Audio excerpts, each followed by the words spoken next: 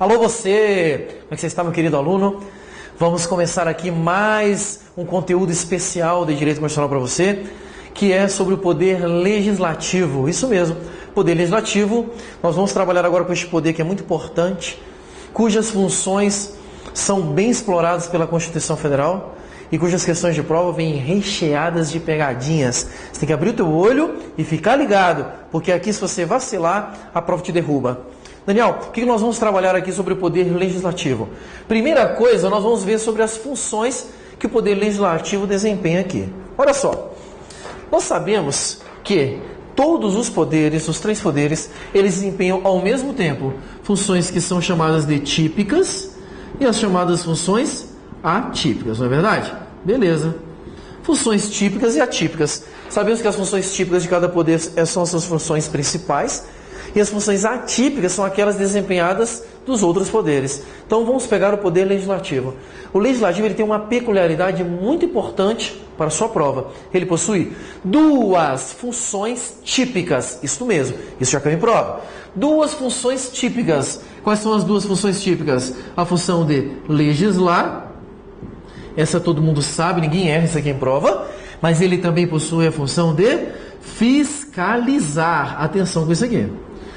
O poder legislativo tem duas funções típicas, a função de legislar e a função de fiscalizar. E suas funções atípicas é a função administrativa, que ele pega emprestado do executivo, e a função julgadora, que ele pega do poder judiciário. O mais importante para a prova, suas duas funções típicas, legislar e fiscalizar. Daqui a pouco nós vamos explorar todas elas, para você ver como é que isso ocorre na sua prova. Beleza? Daniel, como é que é o poder legislativo? Bem, nós vamos trabalhar aqui com o poder legislativo da União, que é aquele trabalhado pela Constituição Federal, e que, de forma subsidiária, você vai ter regras que são aplicáveis aí também ao legislativo dos estados e ao legislativo dos municípios. Mas não será alvo do nosso estudo aqui agora, porque em prova geralmente cai o poder legislativo da União, principalmente nos concursos federais, onde fatalmente será isso que será explorado. Beleza? O que eu vou fazer com você aqui? Eu vou puxar aqui para você algumas informações gerais sobre o poder legislativo da União e que dentro do esquema que nós vamos montar aqui, você perceberá que a maior parte do que você vai ver aqui vai cair na sua prova. É batata.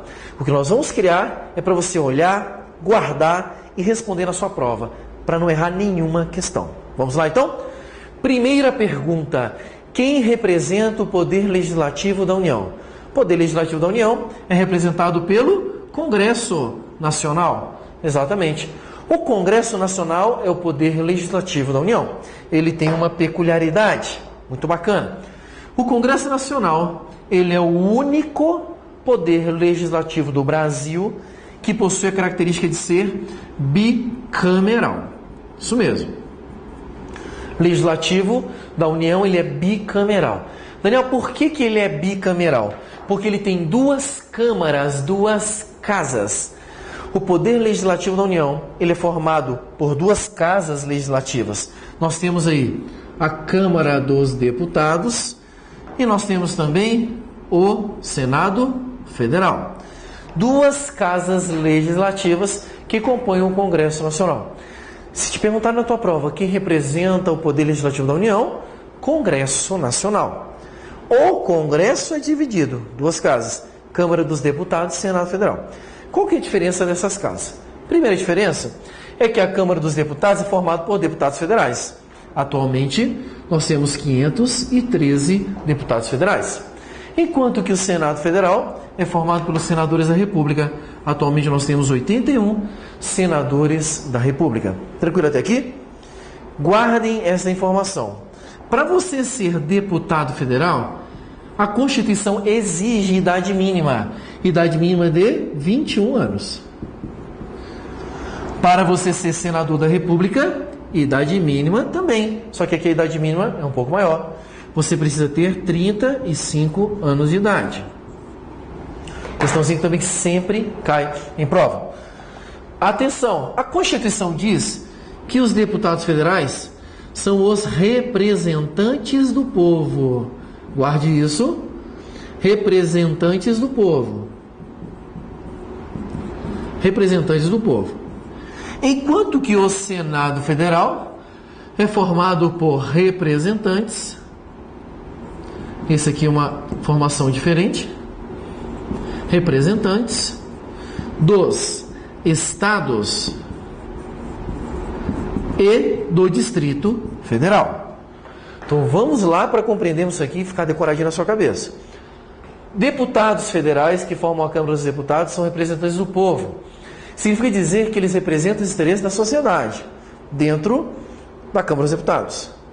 O Senado Federal é formado por senadores, representantes dos estados e do Distrito Federal. Significa que os senadores representam os interesses dos entes federativos, com exceção dos municípios, pois o município não elege senador da República. Quem elege senador da República? Os estados e o Distrito Federal.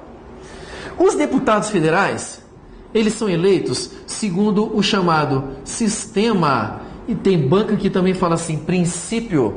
Sistema ou princípio proporcional. Sistema ou princípio proporcional. Enquanto que os senadores da República são eleitos segundo o sistema ou princípio majoritário. Sistema ou princípio majoritário. O que nós temos aqui? Nós temos aqui uma distinção na forma de eleição dessa galera.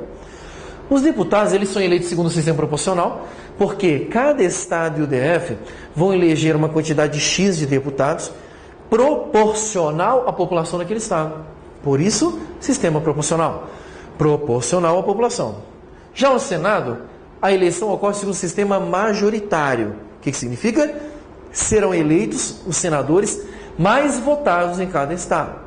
Só que a Constituição estabeleceu um parâmetro. Guarde isso para sua prova.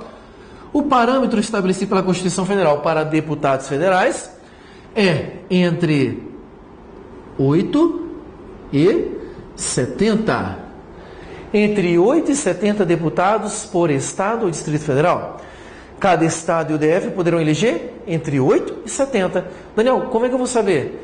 Existe lei que fixa em todas as eleições qual que será a quantidade de deputados eleitos por cada estado, respeitando sempre o limite entre 8 e 70, utilizando o critério populacional. Então, se você pegar, por exemplo, a população do estado de São Paulo, que é o estado que tem a maior população no Brasil, eleição full 70 deputados eleitos pelo estado de São Paulo. Se você pegar um estado ali mais simplesinho, que não tem tantas pessoas, você poderia ter ali a quantidade de 80, então vai ser proporcional. Já o sistema majoritário, o critério e a regra é diferente. Os mais votados, estabelecendo o critério fixado pela Constituição Federal. Cada estado elege 3 senadores da República. Cada estado e o Distrito Federal elege 3 senadores da República. Mas, Daniel, mesma quantidade? Sim, mesma quantidade. Porque entre os entes federativos não existe hierarquia. Então não pode ter um ente federativo elegendo mais senador, considerando que o Senado é formado por representantes desses entes federativos. Ok? Então, cada ente federativo vai eleger 3 senadores da República. Uma coisa aqui muito interessante. Lembram da figura chamada território? Isso mesmo. Território é ente federativo? Não. Território não é ente federativo. E aí vem a questão. Daniel, território. Território elege deputado? Território elege senador? Questãozinha que despenca em prova. Então, atenção. Território elege deputado? Opa, não é ente federativo, mas elege deputado. Na quantidade fixada pela Constituição Federal de 4 deputados federais por território. Mas, Daniel, por que território elege deputado?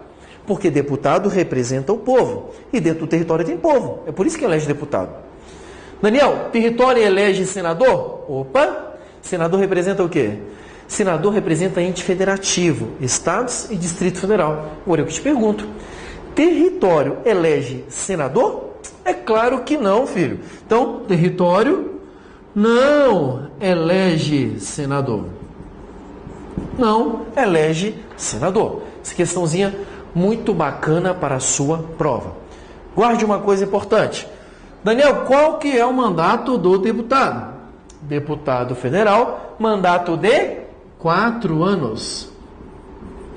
Deputado federal, mandato de 4 anos. Daniel, e o senador? O senador também tem mandato de 4 anos? Claro que não, filho. O senador, o mandato é maior, é de 8 anos. Isso mesmo. No Senado, o mandato é de 8 anos. Só que tem um detalhe aqui muito bacana para a sua prova, preste atenção. As eleições para o Senado ocorrem de 4 em 4 anos. Assim como de 4 em 4 anos ocorre a eleição para a Câmara dos Deputados. Só que tem uma diferença na eleição da Câmara e do Senado. Quando ocorre a eleição da Câmara dos Deputados, a troca dos parlamentares é completa. Ou seja, você faz eleição com a possibilidade de trocar todos os deputados federais. Então, todos serão novamente revalidados. Já no Senado, não. A troca dos senadores é parcial. A eleição ocorre de 4 em 4 anos, mas o mandato é de 8. Como é que faz então, Daniel? Bem tranquilo. Numa eleição eu troco 1, na outra eleição eu troco 2, na outra eleição eu troco 1, na outra eleição eu troco 2. Veja que interessante. Se eu tenho eleições de 4 em 4 anos, olha como é que ocorre a troca do Senado. No ano você troca um senador. Este senador fica 4 anos, aquele não vai ser trocado, porque o mandato dele é de 8. Então ele fica mais 4. E este senador aqui vai ser trocado aqui, totalizando 8 anos. Então, como você pode perceber, o senador que foi eleito aqui fica 8 anos e é trocado aqui. A mesma coisa vai ocorrer com esses dois. Esses dois são trocados aqui, passam 4 anos eles ficam lá, depois de mais 4 anos, 8 anos, completa o mandato, e eles sendo trocados só depois de 8 anos. Espero que você tenha entendido que a eleição no Senado ocorre de 4 em 4 anos, mas o mandato é de 8. Por isso, a troca no Senado é de forma alternada. Um sai uma vez, depois sai 2. 1, 2, 1, 2 e assim vai alternando. Tudo bem até aqui? O que eu fiz aqui nesse quadrinho? Nesse quadrinho, eu trouxe para você as regras gerais sobre os parlamentares do Congresso Nacional, tentando abordar a maior quantidade de questões possíveis para que você possa ter num lugar só muita informação para a sua prova. Perfeito até aqui? Tranquilo? Um outro tema muito relevante para a sua prova diz respeito às competências dos entes federativos. Cara, isso aqui despenca em prova de concurso público. Só que uma parte da matéria que, assim, o meu trabalho em relação a você é muito pequeno, porque eu não consigo fazer muita coisa para te ajudar, a não ser te orientar. O que nós vamos ver agora são as chamadas competências nos órgãos do Poder Legislativo da União. Quando a gente fala de competência, é muito importante que você tenha a seguinte noção. Você tem ali o Congresso Nacional, formado por 2 casas legislativas, a Câmara dos Deputados e o Senado Federal. Só que quando a gente trabalha com competência, você tem que ter a seguinte percepção. O Congresso tem suas competências, a Câmara dos Deputados tem suas competências e o Senado Federal também tem suas competências. Daniel, não entendi. Olha só que legal. Primeiro vamos ver as competências do Congresso Nacional. A Constituição Federal, quando fala das competências do Congresso Nacional, divide essas competências em 2 tipos. Nós temos as chamadas competências que dependem da sanção presidencial, competências que dependem da sanção presidencial. Estas aqui estão previstas no artigo 48 da Constituição Federal. E nós temos as chamadas competências exclusivas do Congresso Nacional. Competências exclusivas do Congresso Nacional, previsão no artigo 49. Artigo 49 da Constituição Federal. Daniel, eu não sabia que o Congresso tinha competência. Tem sim. O Congresso Nacional tem competências que são dele. Daniel, mas quem que faz isso aí? Quem que julga? Quem que realiza essas competências? Ora, as 2 casas. Quando eu falar de competência do Congresso, eu tenho as 2 casas participando. Só que elas vão trabalhar como Congresso Nacional. Casa trabalhando junto. Daniel, qual que é a diferença entre competência que depende de sanção presidencial das competências exclusivas?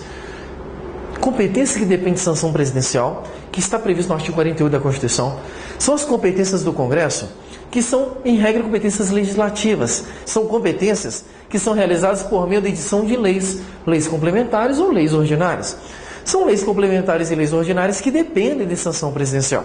Tranquilo? Competências exclusivas são competências que só o Congresso pode fazer. Ele exclui a possibilidade de outras casas, de outros órgãos fazer isso aí. Só o Congresso pode fazer. Competência exclusiva do Congresso Nacional, ela é realizada, ela é concretizada por meio do chamado decreto legislativo. Isso mesmo. Quando o Congresso realiza uma das suas competências exclusivas, ele o faz por meio de decreto legislativo. Daniel, como que isso cai em prova? Tranquilo, ele pega uma competência exclusiva e diz que é competência que depende de sanção. Ele pega a competência que depende de sanção e diz que é competência exclusiva. Essa é a forma mais simplesinha de cair essa questão na sua prova. Ou então ele coloca lá a competência, mas aí coloca um peguinha no meio. Tira uma palavra, coloca outra palavra para tentar pegar o candidato ali na distração. Tranquilo até aqui? Esse é um tema bem cobrado em prova. Fique ligado nisso aí. Que mais competência nós temos? Nós temos a competência da Câmara dos Deputados e nós temos a competência do Senado Federal. Aqui a competência deles são competências que estão só para eles. Apesar da Constituição dizer que são competências privativas, é uníssono na doutrina que se tratam de competências exclusivas. Elas não permitem delegação alguma.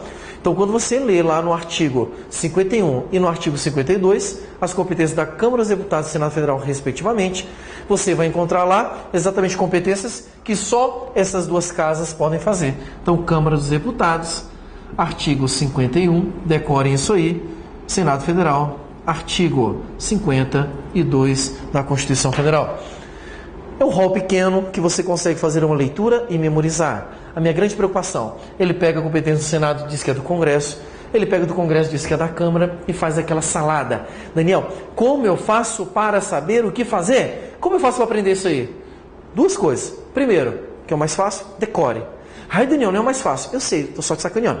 Mas é o que você tem que fazer, filho. Não tem por onde correr. Tem que memorizar as competências de cada uma das casas. Daniel, tem uma forma mais fácil de memorizar? Tem, fazendo exercício.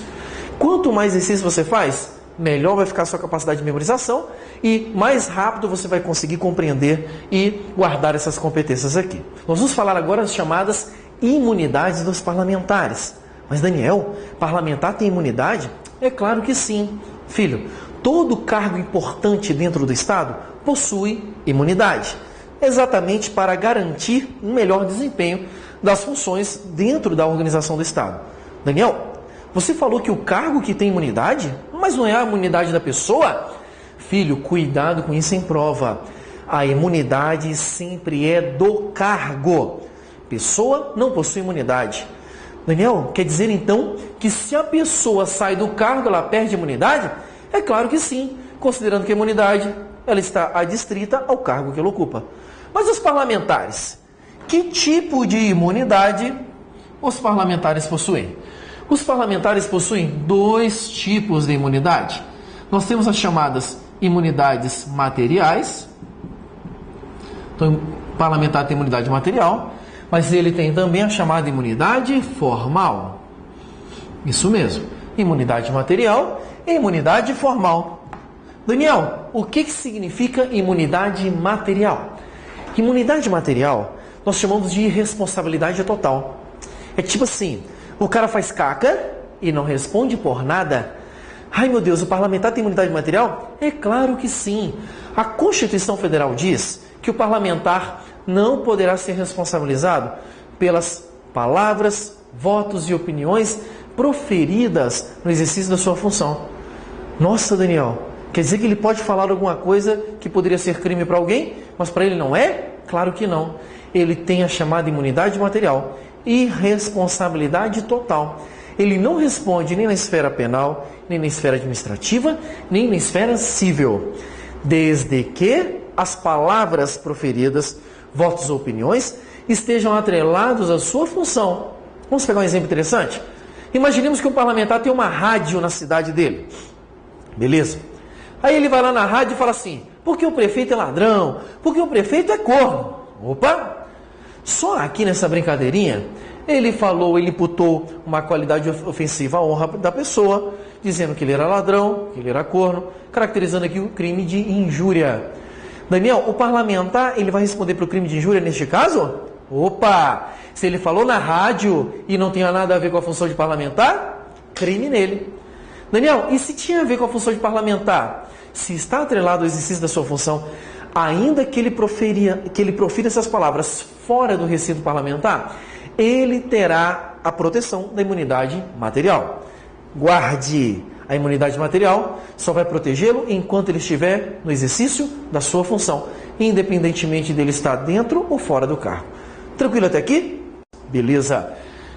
O parlamentar também tem as chamadas imunidades formais. São 3 as imunidades formais do parlamentar. Primeira imunidade formal do parlamentar, nós temos a chamada prerrogativa de foro. Prerrogativa de foro. Daniel, o que é essa prerrogativa de foro?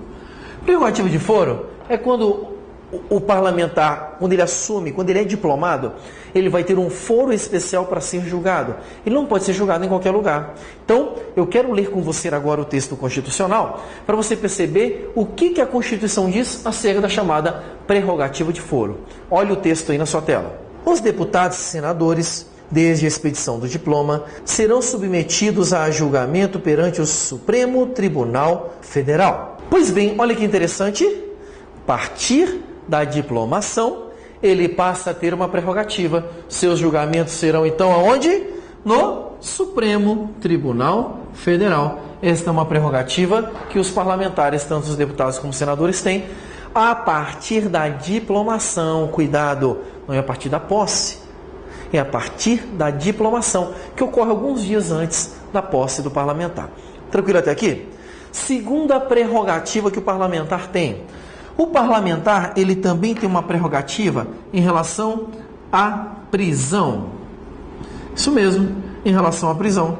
Nós vamos ler agora no texto constitucional quais são as regras aplicáveis à prisão do parlamentar. Acompanhe aí na sua tela. Desde a expedição do diploma, os membros do Congresso Nacional não poderão ser presos, salvo em flagrante de crime inafiançável. Nesse caso, os autos serão remetidos dentro de 24 horas à casa respectiva, para que, pelo voto da maioria dos seus membros, resolva sobre a prisão. Primeira regra sobre prisão. Parlamentar só pode ser preso se for pelo flagrante de um crime inafiançável. Essa é a primeira prerrogativa que tem. Ele só pode ser preso se for por flagrante de crime inafiançável. Segundo detalhe, quando ele é preso, esta prisão tem que ser remetida à sua casa, a casa legislativa do qual ele faz parte, que decidirá sobre a manutenção ou não da prisão. Se a casa legislativa do parlamentar preso decidir que ele não deve permanecer preso, ele sai e responde o processo normalmente. Se a casa decidir que ele deve permanecer preso, ele vai permanecer preso, sem prejuízo do processo. Tranquilo até aqui? Então, essa é a segunda prerrogativa que o parlamentar tem. Terceira prerrogativa do parlamentar. A terceira prerrogativa do parlamentar diz respeito ao processo. Acompanhe comigo o texto constitucional acerca desta prerrogativa. Olha aí na sua tela.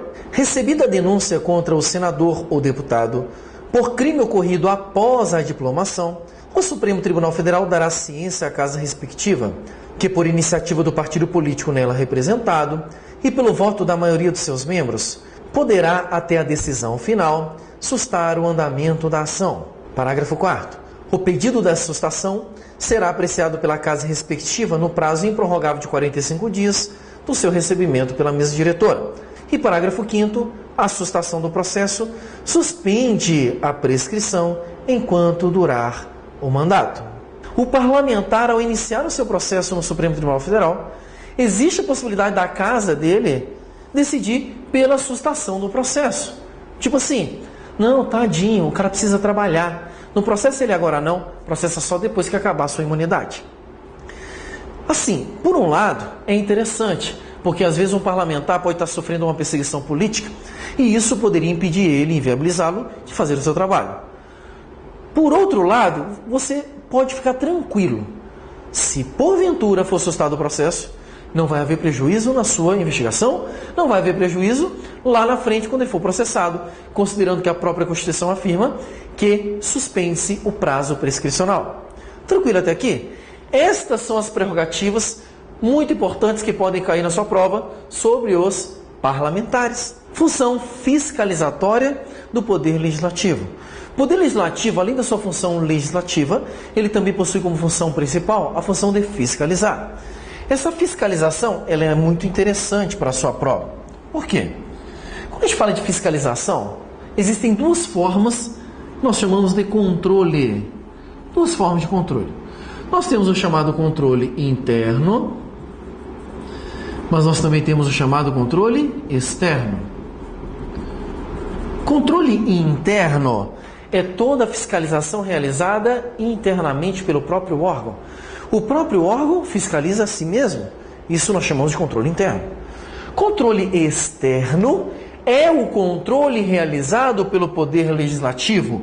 Então, o que nós vamos trabalhar aqui agora é o controle externo desempenhado pelo Poder Legislativo. Como nosso foco é o Poder Legislativo da União, quem realiza o controle externo neste caso? Controle externo do Poder Legislativo da União, realizado pelo Congresso Nacional. Muito cuidado com isso em prova. É o Congresso Nacional que realiza o controle externo. Controle externo de quem, Daniel? Controle externo dos demais poderes, do restante da administração pública. Controle externo que tange a aplicação dos recursos da União. Congresso Nacional vai fiscalizar todas as vezes onde encontrar dinheiro público da União. Encontrou dinheiro público da União, ainda que esteja com particular, ainda que esteja com ente federativo, que não seja a União, o próprio Congresso Nacional realiza o controle externo. Só que o controle externo realizado pelo Congresso Nacional conta com o auxílio de um órgão muito importante, que é o chamado TCU, Tribunal de Contas da União. É o Tribunal de Contas da União que auxilia o Congresso Nacional na fiscalização dos demais poderes no que tange aos critérios orçamentários, financeiros e contábeis. Apareceu dinheiro da União, o Congresso Nacional vai fiscalizar com auxílio do Tribunal de Contas da União. Em prova, eles adoram colocar uma pegadinha, tipo assim, é o TCU que fiscaliza. Opa, pode cortar. Isso está errado. Quem fiscaliza, quem realiza o controle externo, é o Congresso Nacional. O TCU apenas auxilia o Congresso Nacional no âmbito deste controle externo. O TCU vai ter as suas atribuições definidas na Constituição, bem como o Congresso Nacional também terá as suas atribuições definidas na Constituição, no que tange a este poder de fiscalização. Cabe a você memorizar desde o artigo 70 até o artigo 75 no texto constitucional. Existe uma questãozinha no que diz respeito ao Tribunal de Contas da União, que é muito interessante, que pode ser trabalhada na sua prova. Que é o quê? Como que é organizado? Quais são as regras do Tribunal de Contas da União? Gostaria de convidar você para ler comigo, então, o artigo 73 do texto constitucional, que vai trazer algumas regras muito importantes que podem ser trabalhadas na sua prova. Acompanhe comigo aí na sua tela. O Tribunal de Contas da União, integrado por 9 ministros, tem sede no Distrito Federal, quadro próprio de pessoal e jurisdição em todo o território nacional, exercendo no que couber as atribuições previstas no artigo 96. A primeira pergunta sobre o Tribunal de Contas da União, pertinente, é o seguinte: a qual dos 3 poderes o Tribunal de Contas da União está vinculado? A qual dos 3 poderes ele está subordinado? Muito cuidado. Tribunal de Contas da União não possui subordinação a nenhum poder. Ele desempenha funções atreladas ao Poder Legislativo e o seu vínculo é apenas funcional. Não é um vínculo de hierarquia, pois o Tribunal de Contas da União não possui vínculo hierárquico com ninguém. Tribunal de Contas da União é uma instituição sui generis, ela é diferenciada, ela é única, ela tem características próprias e autonomia própria. E isso não permite relação de subordinação com os demais poderes. Mesmo a Constituição tendo induzido a gente ao erro, quando falou que o Tribunal de Contas da União tem jurisdição em todo o território nacional. Isso aqui é uma impropriedade, considerando que o termo jurisdição é próprio do Poder Judiciário. O que o TCU faz é julgar sob o prisma administrativo. O que o TCU faz é julgar administrativamente. Portanto, suas decisões podem ser revisadas pelo Poder Judiciário sem problema algum. Tranquilo até aqui? Um outro ponto interessante que o próprio CAPT já começa a trabalhar, ele fala o seguinte: olha, o TCU é composto de 9 ministros, Que legal! Daniel, isso cai em prova? Cai não. Despenca, filho. Decore a composição do Tribunal de Contas, decore a composição dos demais órgãos do Poder Judiciário, porque isso sempre cai em prova. Olha só que legal. 9 ministros, que a Constituição Federal vai estabelecer alguns critérios que eu gostaria de ler com você. Critérios que são estabelecidos para que uma pessoa seja ministro do Tribunal de Contas da União. Acompanhe na sua tela agora. Os ministros do Tribunal de Contas da União serão nomeados dentre brasileiros que satisfaçam os seguintes requisitos. 1. Mais de 35 e menos de 65 anos de idade. 2. Idoneidade moral e reputação ilibada. 3. Notórios conhecimentos jurídicos, contábeis, econômicos, financeiros ou de administração pública. 4. Mais de 10 anos de exercício de função ou de efetiva atividade profissional que exige os conhecimentos mencionados no inciso anterior. Parágrafo 2º. Os ministros do Tribunal de Contas da União serão escolhidos 1 terço pelo Presidente da República, com aprovação do Senado Federal, sendo 2 alternadamente dentre auditores e membros do Ministério Público junto ao Tribunal, indicados em lista tríplice pelo Tribunal, segundo os critérios de antiguidade e merecimento. Inciso 2, 2 terços pelo Congresso Nacional. Como você deve ter percebido, existem várias regras que se aplicam aos ministros do Tribunal de Contas da União. Várias condições para que ele possa ser nomeado como ministro do TCU. Dentre as quais você lista aí a idade, por exemplo, você vê que é só para maiores de 35 anos. Também você tem que ter conhecimentos jurídicos, contábeis, financeiros, orçamentários. Tipo assim, você tem que ser o cara, você tem que saber de tudo, para você conseguir ser um ministro do Tribunal de Contas da União. E como é que se dá essa escolha?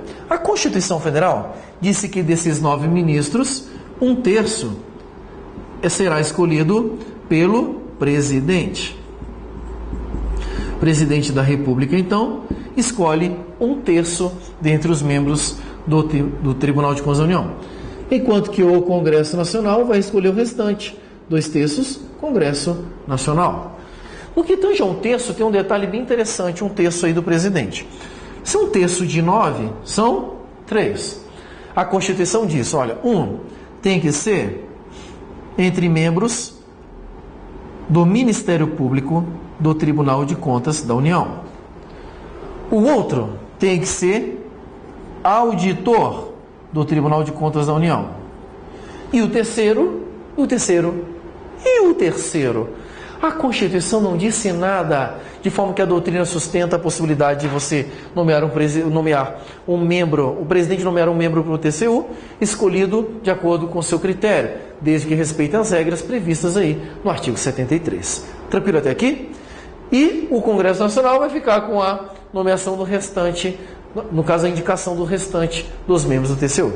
Uma coisa muito bacana que cai em prova é o seguinte: estes ministros aqui do Tribunal de Contas da União, eles possuem as mesmas garantias e prerrogativas dos ministros do STJ.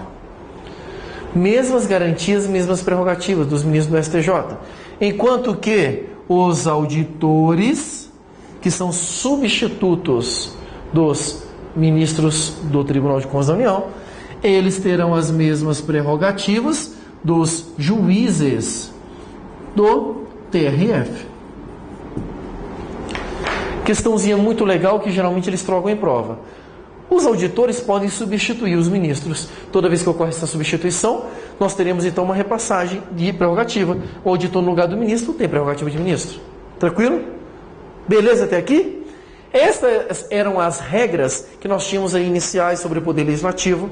Gravem-as, porque elas são muito importantes para a sua prova. Então, não perca tempo estudando outras coisas. Memorize isso aqui, estude, leia as competências, veja aquele quadrinho com as regras gerais, que você vai se dar bem na sua prova. Beleza? Nos encontramos na próxima aula.